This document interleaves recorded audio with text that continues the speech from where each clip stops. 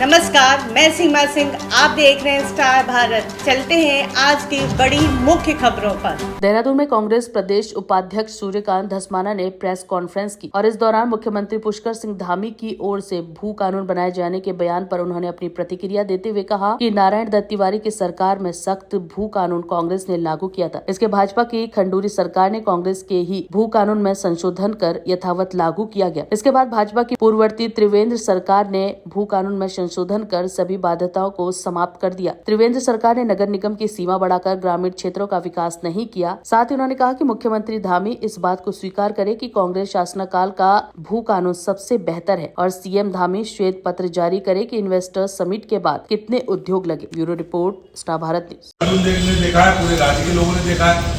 वो वीडियो सारे social media में वायरल है जो पत्थरबाजी की है रेलवे स्टेशन में। हमारा ये कहना है, किसी का पक्ष नहीं ले रहे। जिसने भी पत्थरबाजी करी, जिसने भी दंगा भड़काने की कोशिश करी, उन लोगों के खिलाफ कार्रवाई होनी चाहिए। लेकिन ये कौन लोग थे? ये पुलिस खुफिया एजेंसी कहाँ चली गई थी? ये लोग किस जगह, मैं ये पूछ रहा हूँ, कहाँ की LIU, कहाँ की इंटेलिजेंस एजेंसी, कहाँ के मोटरसाइकिल में घूमने वाले हमारे बड़े बड़े अधिकारी? क्या उनको पता नहीं लगा रेलवे स्टेशन में क्या हो रहा है? रेलवे स्टेशन में जो हुआ वो बहुत बड़ी चूक है इंटेलिजेंस एजेंसी। और उसके बाद जो कल 10 बजे से लेकर के रात भर तमाशा चलता रहा, पूरे शहर के अंदर जाम रहा, पूरे शहर के अंदर तनाव रहा, उसके लिए कौन जिम्मेदार है? हम ये पूछना चाह रहे हैं, कौन लोग हैं रिस्पॉन्सिबल? ये शहर को आग में झोंकने की तैयारी है। और सबसे बड़ा हमें आपत्ति है और सबसे बड़ा जो हमें अफसोस है, जो शहर के जिम्मेदार लोग हैं, अगर आप ऐसे लोगों के साथ फूल माला डाल करके घूमोगे, क्या उत्सव का माहौल था? क्या ऐसा कोई बहुत बड़ा काम हो गया था, क्रांति हो गई थी? कौन सा ऐसा महंगाई के खिलाफ, बेरोजगारी के खिलाफ, महिलाओं के अपराध के खिलाफ आंदोलन था जो आप फूल माला डाल करके जुलूस में उन लोगों के साथ घूम रहे हैं जिनके सोशल मीडिया में सारे वीडियो वायरल है पत्थरबाजी करते हुए, गालियां देते हुए?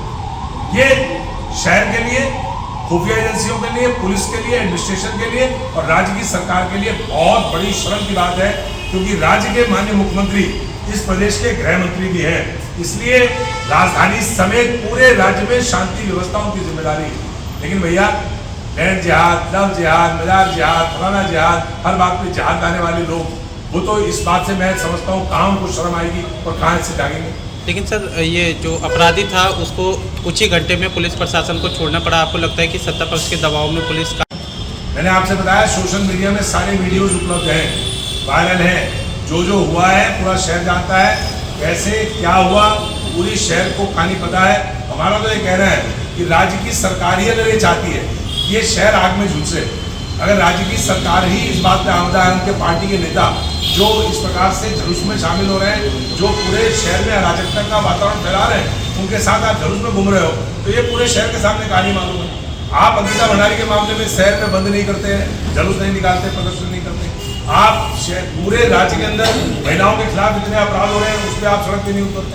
आप शहर के गड्ढे, शहर स्मार्ट सिटी के नाम पर जो लूट लिया गया, इतने बड़े घोटाले हो गए, उस पर आप जुलूस प्रदर्शन नहीं करते। लेकिन किस मामले में आप पूरे शहर के अंदर जुलूस प्रदर्शन कर रहे हैं? किन लोगों के साथ आ रहे हैं? पूरा शहर देख रहा है और मैं समझता हूँ शहर जब देख रहा है तो समझ भी रहा है। देखिए, भू कानून के बारे में माननीय मुख्यमंत्री जी का वक्तव्य हमने सुना भी और पढ़ा भी। हमारा ये कहना है कि उत्तराखंड में भू कानून सबसे बेहतरीन, सबसे सशक्त नारायण दत्त तिवारी जी की सरकार लेकर के आई थी। और नारायण दत्त तिवारी जी की सरकार ने 2003 में जो उत्तर प्रदेश का अधिनियम था 1950 का, उसकी धारा 154 में बाकायदा संशोधन करके और उत्तराखंड के अंदर ये प्रतिबंध लगाया था कि किसी को अगर आवासीय उपयोग के लिए भूमि चाहिए तो 500 वर्ग मीटर ले सकता है, उद्योग के लिए या किसी मेडिकल कॉलेज के लिए, हॉस्पिटल के लिए अगर कोई यहाँ पर लैंड लेना चाहता है तो 12.5 एकड़ की सशर्त जिस प्रयोजन के लिए लेगा उसका ही यूज करेगा, नहीं करेगा तो वो राज्य की सरकार में नियुक्त हो जाएगी। इससे बेहतर कानून राज्य में हो नहीं सकता था। न तो निवेश रुक रहा था, न किसी को हम ये कहने थे कि हमारे राज्य में मत आओ तो हमारे यहाँ इन्वेस्ट करने आओ। अगर आपको मकान बनाना है तो आप 500 वर्ग मीटर ले लो। ये कानून था तिवारी जी का। उसको नष्ट भ्रष्ट करने का काम भारतीय जनता पार्टी की सरकार ने 2017 से लेकर के और 2000 आज की तारीख तक जो सरकारें रही, त्रिवेंद्र सिंह जी की, तीरथ सिंह जी की, पुष्कर सिंह धामी 1, पुष्कर सिंह धामी 2, इन सरकारों ने इनको नष्ट भ्रष्ट करने का काम किया। अब आप बड़े महात्मा बन रहे हो, सख्त भू कानून लाएंगे। पहले ये बताओ कि हमारे जो भू कानून था उसको नष्ट भ्रष्ट किसने किया? हम व्हाइट पेपर की मांग कर रहे हैं। 2002 से लेके अब तक राज्य में जिन जिन लोगों ने जिन जिन प्रयोजनों के साथ जमीन खरीदी है, उसका उपयोग किसके लिए किया, किन लोगों ने जमीन खरीदी है, कितनी जमीन बिकी है, किस किसने जमीन खरीदी है, ये सारा व्हाइट पेपर में आना चाहिए।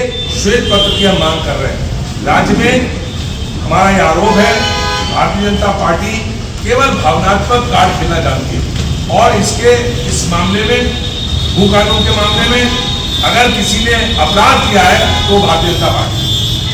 सर